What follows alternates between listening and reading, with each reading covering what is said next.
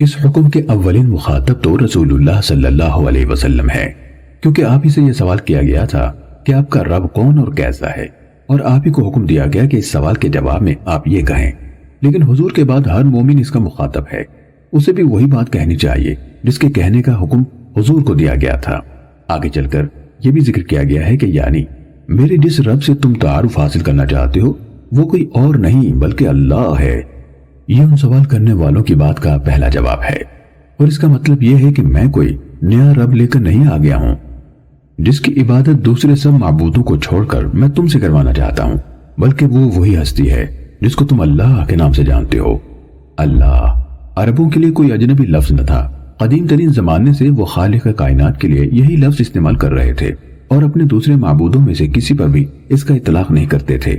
دوسرے معبودوں کے لیے ان کے ہاں الہ کا لفظ رائج تھا۔ پھر اللہ کے بارے میں ان کے جو عقائد تھے ان کا اظہار اس موقع پر خوب کھل کر ہو گیا تھا جب ابرہہ نے مکے پر چڑھائی کی تھی۔ اس وقت خانہ کعبہ میں 360 الہوں کے بت موجود تھے، مگر مشرکین نے ان سب کو چھوڑ کر صرف اللہ سے دعائیں مانگی تھیں کہ وہ اس بلا سے ان کو بچائے۔ گویا وہ اپنے دلوں میں اچھی طرح جانتے تھے کہ اللہ کے سوا کوئی الہ اس نازک وقت میں ان کی مدد نہیں کر سکتا۔